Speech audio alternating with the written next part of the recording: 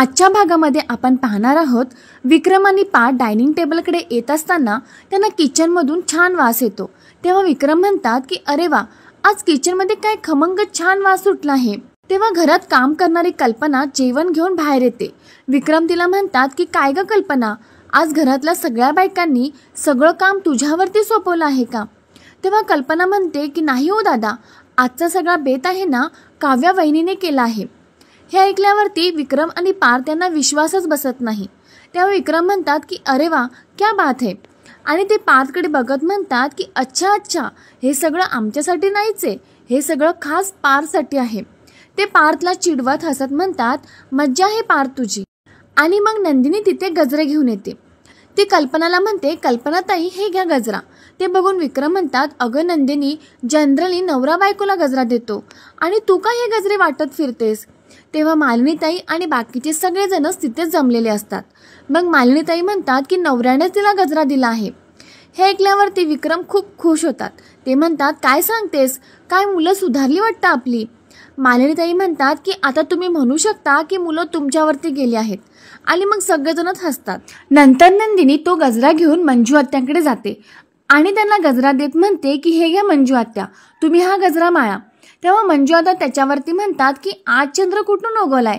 नाही म्हणजे माझ्या यांनी मला कधीच गजरा दिला नाही आणि तू मला गजरा देतेस। नंदिनी त्यांना गजरा देत म्हणते अहो घ्या ना प्लीज, असू द्यात। जीवाला त्याने आणलेला गजरा नंदिनी सगळ्यांना वाटत असते, त्यामुळे वाईट वाटत असतं। आणि तेवढ्यातच काव्या हातामध्ये जेवणाचा डब्बा घेऊन डायनिंग टेबलवर ठेवते। तेव्हा नंदिनी तिला सुद्धा म्हणते की हे घे काव्या, हा गजरा घे आणि केसात माळ, खूप छान दिसशील। नंदिनीचे गजरे आता संपून गेलेले असतात। तेव्हा मालिनीताई तिला म्हणतात की नंदिनी, अगं तू पण गजरा माळला तर तू पण छानच दिसणार आहेस।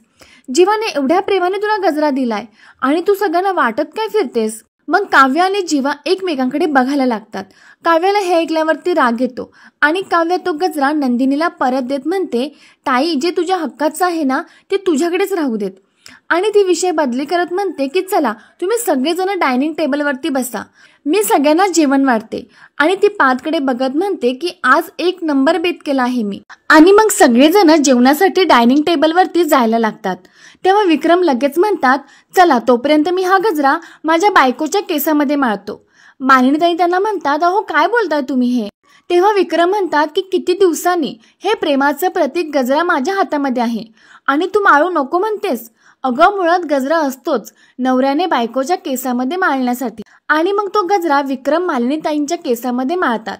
गजरा माळून झाल्यावरती विक्रम जीवाकडे बघत म्हणतात अरे गधड्या, तू का उभा आहेस? एवढा मस्त डेमो दिला तुला मी आणि तू असंच उभा आहेस। माळ तो गजरा बायकोच्या केसामध्ये। हे बोलल्यावरती नंदिनी पटकन म्हणते की नाही असू द्यात बाबा, मी माळीन माझा गजरा माझ्या केसामध्ये। तेव्हा मालिनीताई म्हणतात की नाही, असं चालणार नाही, मी एकटीनेच सगळ्यांच्या समोर ऑकवर्ड व्हायचं का? माझ्या सुनेंनी पण ऑकवर्ड व्हायचं। मालिनीताई म्हणतात की लाजू नकोस ग, आपलीच आहेत सगळी माणसं। आणि मग त्या जबरदस्तीने जीवाला तिच्या केसामध्ये गजरा माळण्यासाठी सांगतात आणि मग जीवा नंदिनीच्या केसामध्ये तो गजरा माळतो।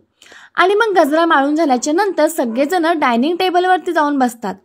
विक्रम पार्थला म्हणतात आज तुझ्यासाठी तुझ्या बायकोने छान बेत केला आहे, छोलेपुरी।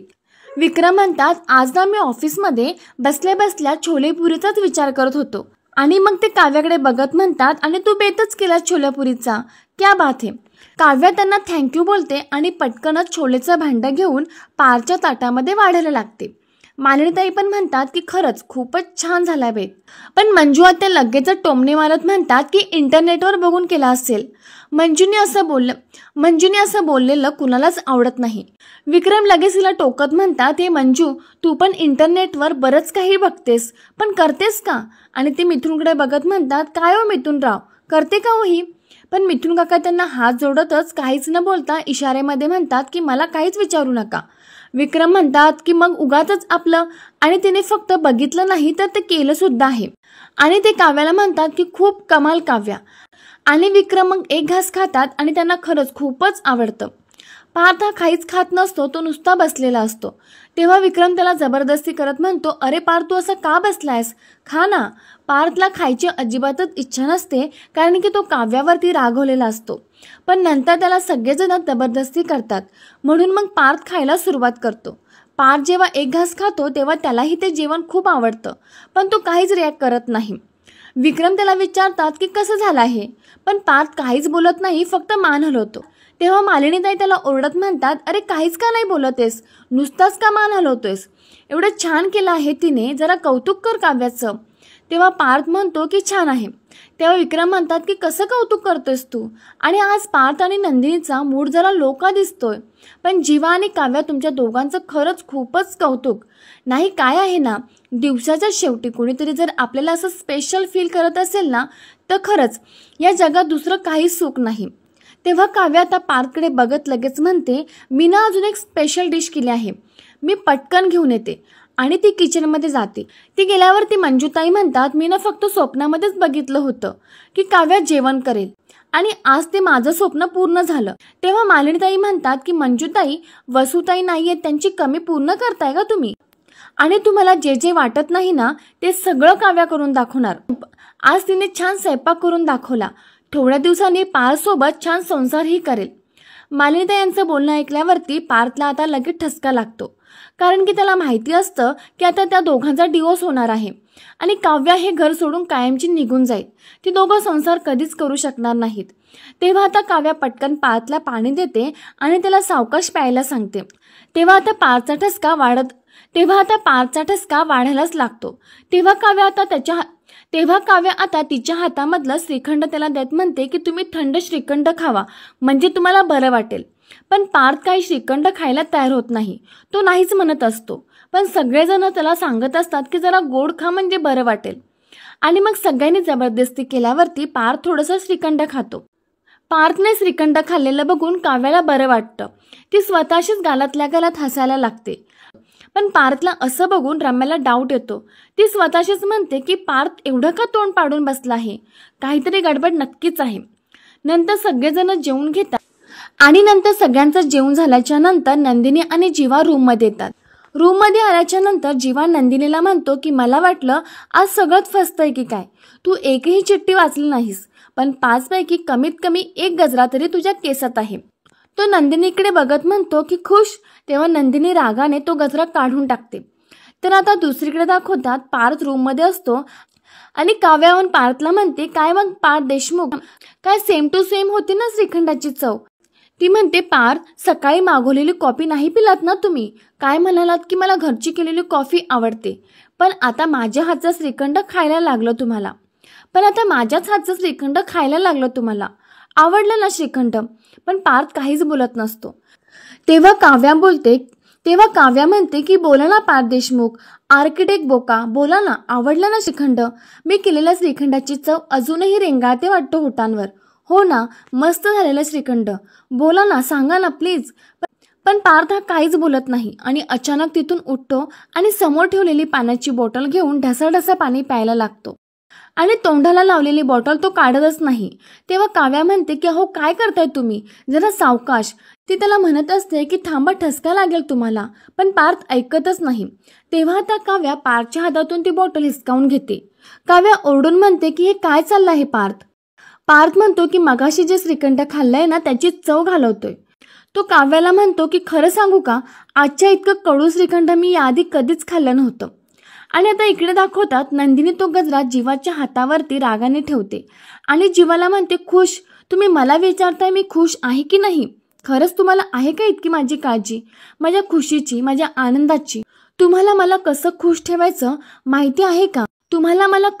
ठेवायचं माहिती आहे पण मला नाही वाटत. मूळ स्वभाव चांगला असेलही तुमचा, लोकांना कसं खुश करायचं हेही तुम्हाला कळत असेल, पण मला खुश नव्हतं व्हायचं, मला सुखी व्हायचं होतं. गेल्या 1 महिन्यात माझं सुख विरत गेलंय, आणि एक वेळ फाटलेलं शिवता येतं पण विरलेलं नाही. ती जीवाकडे बघत म्हणते, तुम्हाला काय वाटतंय, अशा बालिश गोष्टी करून मी खुश होईल, नाही, कधीच नाही. आणि ती जीवाला हात जोडून म्हणते, त्यामुळे प्लीज तुम्हाला जर मला खरंच खुश बघायचं असेल ना तर माझ्यासाठी एवढंच करा. आणि ती जीवाला हात जोडून म्हणते, त्यामुळे प्लीज तुम्हाला जर मला खरंच खुश करायचं असेल, माझ्यासाठी जर खरंच काही करायचं असेल ना तर प्लीज मला मोकळं करा, प्लीज त्या डिवोर्स पेपरवरती सही करा, कारण आता 1 दिवस संपलाय, फक्त 6 दिवस राहिलेत. आणि मग नंदिनी तिथून निघून जाते. तर आता इकडे दाखवतात पार्थ हा काव्याला म्हणत असतो की असं म्हणतात एखाद्याला आपण खाऊ घातलं ना की आपण त्याच्या मनापर्यंत पोहोचतो, पण आता मी माझ्या मनाचे दरवाजे तुमच्यासाठी कायमचे बंद केले आहेत. आयस व्हायचंय ना तुम्हाला, पण अभ्यास सुरू करण्यात खूप उशीर झालाय, परीक्षेचा सुद्धा आणि माझा सुद्धा. माझ्या बाबतीत रिझल्टची वाटच बघू नका, निदान आयसच्या परीक्षेत तरी पास होऊन दाखवा. ते श्रीखंड करण्यापेक्षा डिवोर्स पेपरवरती साईन करून टाका आणि अभ्यासाला लागा. यापुढे आता मला तुमच्याकडून काहीही अपेक्षा नाहीये. 7 दिवसातला पहिला दिवस आता संपला आहे आणि आता उरलेत फक्त 6 दिवस. आणि एवढं बोलून पार्थ हा झोपून जातो. पण काव्याला पार्थच्या अशा बोलण्याने खूप मोठा धक्का बसतो. तर आता उद्याच्या भागामध्ये आपल्याला पाहायला मिळणार आहे नंदिनी आता आनंद निवासला जाण्यासाठी निघालेली असते. तेव्हा ती जीवाला रूममध्ये बघते तर जीवा तिला दिसत नाही. मग नंदिनी मनातच म्हणते की जीवा आंघोळीला गेलेत, तोपर्यंतच मी निघून जाते, नाहीतर पुन्हा ते मला सोडण्यासाठी हट्ट करतील आणि आईंच्या समोर मला त्यांना नाहीही म्हणता येणार नाही. म्हणून आता नंदिनी पटकन तिथून जायला लागते. निघताना तिला तिचं कपल वॉच दिसतं, जे की तिला कॉल ऑफिसमधल्या स्टाफने सांगितलेलं असतं की उद्यापासून तुम्ही तुमच्या प्रेमाचं घड्याळ घालून या. पण नंदिनीला आता जीवाची कोणतीच आठवण जवळ ठेवायची नसते, म्हणून नंदिनी ती वॉच न घालताच तिथून निघते. तर आता इकडे हॉलमध्ये विक्रम हे सँडविच बनवत असतात आणि मालिनीताई तिथे येतात. मालिनीताई हे विक्रमला असं सँडविच बनवताना बघतात आणि त्यांच्या मागे जाऊन म्हणतात विक्रम. त्यामुळे विक्रम चांगलेच घाबरतात आणि ते म्हणतात की काय ग मालिनी, सकाळी सकाळी नवऱ्याला काय घाबरवतेस? तेव्हा मालिनी म्हणतात तुम्ही कशाला घाबरताय, आणि मग ती त्यांना गुड मॉर्निंग म्हणतात. मालिनीताई त्यांना म्हणतात आज आहे काय सकाळी सकाळी? एरवी मी आणि माझी पार्टनर नंदिनी आम्ही सगळ्यांसाठी नाश्ता करतो, त्याच्या आधी आम्ही डिस्कस करतो की आज काय करायचं आहे. आणि आज चक्क तुम्ही विक्रम देशमुख सगळ्यांसाठी ब्रेकफास्ट करताय. तेव्हा विक्रम म्हणतात मी ना सगळ्यांसाठी करत नाहीये, हे फक्त माझ्या बायकोसाठी आहे. मालिनीताई हसत म्हणतात अगं बाई, आज तर असं काही स्पेशलच नाहीये, मग तुम्ही काय हे करताय? तेव्हा विक्रम म्हणतात की खरं सांगू का, माझ्या इतकं प्रेम करण्याची कला आणि क्रिएटिव्हिटी या घरात कुणाकडेच नाहीये. आणि मला काल अचानक आठवलं की मी तुझ्यासाठी कधीच काहीच नाही बनवलं खायला. पण आता मला एक सांग, काल काय जीवाने नंदिनीसाठी ऑमलेट बनवलं होतं? तेव्हा मालिनीताई म्हणतात की हो बनवलं होतं, पण तिने ते खाल्लंच नाही, कारण की काल तिचा नॉनव्हेज न खाण्याचा वार होता आणि ते आपल्या जीवाला माहितीच नव्हतं. त्यावर विक्रम हसत म्हणतात म्हणजे हा बायकोसाठी काहीतरी करायला गेला आणि स्वतःच तोंडावरती पडला. पण चला काहीही असो, त्याने बायकोला इम्प्रेस करण्याचा प्रयत्न तरी केला ना. एफर्ट घेणं खूप महत्त्वाचं असतं. नंतर विक्रम म्हणतात काल जीवाने नंदिनीसाठी मस्त ऑमलेट बनवलं आणि काव्याने पार्थसाठी मस्त छोलेपुरी आणि श्रीखंडाचा बेत केला. वा वा क्या बात है. पण सांगू का, तिच्याही हाताला छान चव आहे. तेव्हा मालिनीताई म्हणतात हो ना, आपल्याला काल पहिल्यांदाच कळलं. तेव्हा विक्रम तिला टोमणे मारत म्हणतात की बोलल्या सासूबाई बोलल्या, आणि दोघेही हसायला लागतात. विक्रम म्हणतात काहीही असू दे, फॉर जीवा आणि काव्या इफेक्ट मी माझ्या बायकोसाठी काहीतरी स्पेशल छान बनवायचं ठरवलं आहे आणि ते आता मी बनवलं आहे. आणि मग ते मालिनीताई यांना ते सँडविच प्लेटमध्ये देतात. मालिनीताई म्हणतात काव्याने जीवावर इम्प्रेस होऊन तुम्ही माझ्यासाठी ते सँडविच बनवलं आहे, हे तर खूप छान आहे, पण ही दोघं अचानक असं का वागतायत हे तुमच्या मनात नाही का आलं? विक्रम म्हणतात खरं सांगू का, माझ्या काहीच मनात नाही आलं. तेव्हा मालिनीताई म्हणतात की तुमच्या पुरुषांचं ना काहीच मनात येत नाही, राहू द्या मी नंदिनीलाच विचारते. आणि त्या म्हणतात बघूया सँडविच कसं झालं आहे, आणि त्या सँडविच खातात. तर त्यांना ते सँडविच खूप आवडतं. त्या म्हणतात की खरंच खूप छान झालंय सँडविच. तर आता इकडे रूममध्ये वसू आत्या पोट धरून बसलेल्या असतात आणि आई ग असं बोलत असतात. तेव्हा रम्या म्हणते की काय झालं? वसू आत्या रागाने म्हणतात की काल रात्री त्या काव्याने छोले केले होते ना, तेच बादले. रम्या म्हणते की काव्याला कशाला बोलतेस, तुला माहिती आहे ना तुला रात्रीचं कडधान्य चालत नाही, हे कसं विसरलीस तू? त्यावर वसू आत्या म्हणतात की नाही, मी नाही विसरली, मला चांगलंच माहिती आहे. त्या म्हणतात मला एक कळत नाहीये रम्या, या काव्याला काय झालं आहे अचानक, ती एवढी कशी काय बदलली? म्हणजे त्या दिवशी वटपौर्णिमेच्या दिवशी तिने पारसाठी उपवास केला आणि काल पारसाठी चक्क स्वयंपाक केला. तेव्हा रम्या म्हणते की तुला काव्यामध्ये झालेले बदल दिसत आहेत, पण आपल्या पार्थमध्ये झालेले बदल दिसतच नाहीयेत. त्या दिवशी वटपौर्णिमेला काव्याच्या मागे मागे करणारा पार्थ आणि काल काव्याने केलेलं जेवण खाणारा पार्थ, या दोघांमध्ये खूप फरक आहे. या दोघांमध्ये नक्कीच काहीतरी बिनसले नाही, म्हणजे त्या काव्याकडून असं मोठं काहीतरी घडलं आहे. त्यामुळे पार्थ पार्थ देशमुख काव्यावरती नाराज झाला आहे. म्हणून तर तुला बोलली होती ना, काव्याशी जाऊन बोल, काही कळतंय का, सापडतंय का हे समजून घेण्याचा प्रयत्न कर. तेव्हा वसू आत्या रागाने म्हणतात की गेली होती मी तिच्या रूममध्ये, दचकली ती मला बघून, पण तिने व्यवस्थित तिची बाजू सांभाळली. रम्या म्हणते म्हणजे नक्की काय झालं? ती काही लपवायचा वगैरे प्रयत्न करत होती का? नर्वस वगैरे होती का?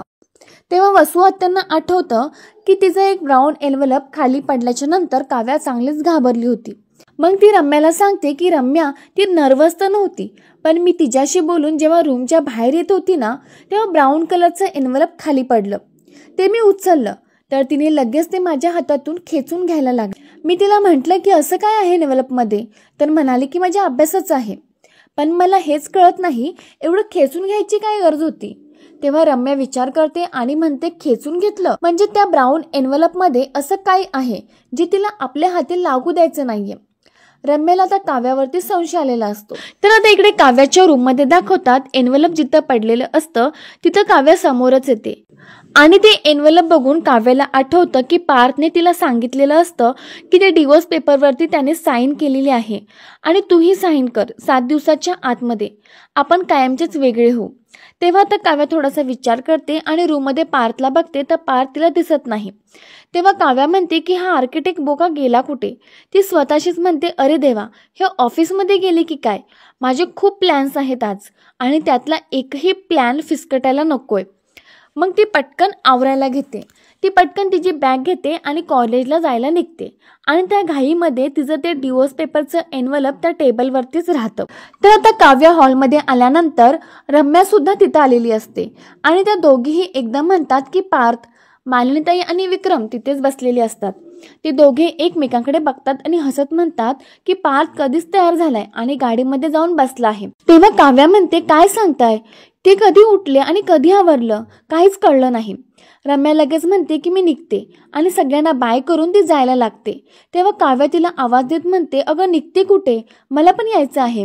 काव्या पण आता तिच्यासोबत जायला लागते. मग तिला आठवतं की तिचं आय कार्ड रूममध्येच राहिलेलं आहे आणि मग ती आय कार्ड घ्यायला पटकन रूममध्ये पळत पळत जाते. तोपर्यंत रम्याही तिथून निघून जाते आणि आता इकडे पार्थ गाडीमध्ये वाट बघत बसलेला असतो आणि त्याला काव्याच्या बरोबर घालवलेले सर्व क्षण आठवत असतात. तेवढ्यातच तिथे रम्या येते. ती गाडीत येऊन बसते आणि लगेचच पार्थला म्हणते चल निघूयात. पार्थ म्हणतो की हो निघूयात, आज ऑफिसमध्ये एक मीटिंग आहे आणि ती तू हँडल करायची आहे. मी असेलच तिथे, पण आज सगळं तुला बघायचं आहे. रम्या हे ऐकून खूप खुश होते आणि ते दोघे तिथून निघणारच असतात. तेवढ्यात काव्या पळत येते आणि गाडीचा दरवाजा उघडून आतमध्ये जाऊन बसते आणि पार्थला म्हणते की चला, बरोबर 9:15 वाजले आहेत, म्हणजे मी बरोबर वेळेमध्ये आले आहे, निघूयात. पण पार्थ तिला इग्नोर करतो आणि रम्याशीच बोलत असतो. तो काव्याशी एकही शब्द बोलत नाही आणि नंतर मग ते तिघे जण तिथून निघतात. तर आता इकडे दाखवतात नंदिनी ही रस्त्याने चाललेली असते, पण तिला एकही रिक्षा भेटत नाही. ती रिक्षा थांबवण्याचा प्रयत्न करत असते पण एकही रिक्षा थांबत नाही. तेव्हा आता नंदिनी खूप वैतागलेली असते आणि तेवढ्यातच जीवा मागून बाईक घेऊन आलेला असतो आणि तिला विचारतो की आनंद निवास, पण नंदिनी त्याला इग्नोर करून पुढे जायला लागते. तेव्हा जीवा म्हणतो अगं ये नंदिनी, थांब ना, मी सोडतो तुला. नंदिनी त्याला म्हणते की मी जाईल माझी, पण जीवा हा काहीच ऐकत नाही. तो तिच्या मागे मागे जातच असतो आणि तिला म्हणतो की नंदिनी चल ना, मी तुला सोडतो. पण नंदिनी त्याचं काही केलं ऐकत नाही. ती म्हणते की मी बोलली ना मी जाईन, तुम्ही जावा परत, आणि ती पुढे परत जायला लागते. पण जेव्हा ती बाईक घेऊन तिच्या मागे मागे जातच असतो आणि तिला म्हणतो की तू बसणार आहेस ना, म्हणून मी बाईक एकदम चकाचक करून आणली आहे. इथून आनंद निवास खूप लांब आहे, तू चालून चालून दमशील आणि आजारी पडशील, आणि आजारी पडलीस ना तर तुझी काळजी मलाच घ्यावी लागेल. तसं मला आवडेल तुझी काळजी घ्यायला, पण आता जर बाईकवर बसलीस ना तर जास्त आवडेल. आणि त्याला नाही म्हणते आणि परत पुढे निघून जाते. तेव्हा जीवा मागणं तिला आवाज देत म्हणतो ओ चकाचक बाई, थांबा ना प्लीज. तो असं नंदिनीच्या मागे मागे जात असतानाच ट्रॅफिक हवालदार त्याला पकडतो आणि म्हणतो की ओ रोमिओ, रस्त्यावर ते बायकांच्या मागे मागे जात आहे काय? तेव्हा जीवा म्हणतो मी काय रोमिओ नाहीये जे बायकांच्या मागे मागे जातात. तो हवालदार म्हणतो की मी स्वतःच्या डोळ्यांनी पाहिले, तू त्या बाईचा पाठलाग करत होतास, आणि ते जीवाला पकडून न्यायला लागतात. तेव्हा जीवा ओरडून म्हणतो की नंदिनी सांग यांना मी तुझा पाठलाग करत नव्हतो. आणि नंतर तो ट्रॅफिक पोलीस आणि जीवाची धरपकड चालू होते. तो ट्रॅफिक पोलीस जीवाला काहीच केलं सोडत नव्हता. तेव्हा जीवा ओरडून नंदिनीला म्हणतो की नंदिनी सांग ना यांना, तू माझी बायको आहेस. पण नंदिनी तशीच पुढे निघून जाते. पण नंतर त्या दोघांचं जास्त झाल्याच्या नंतर नंदिनी पळत येते आणि त्या ट्रॅफिक पोलिसला सांगते की हा माझा नवरा आहे. पोलीस त्याला सोडून देतो आणि तो निघून जातो. मग जीवा म्हणतो आता तरी बसणार आहेस ना बाईकवरती. जीवा हा नंदिनीच्या खूप मागे लागतो. शेवटी नंदिनीला त्याच्या बाईकवरती बसायलाच लागतं आणि मग जीवा तिला सोडायला आनंद निवासमध्ये जातो. तर प्रेक्षकांना या सिरियलची अशीच पुढची अपडेट बघण्यासाठी व्हिडिओला नक्की लाईक करा आणि चॅनलला सबस्क्राईब करा.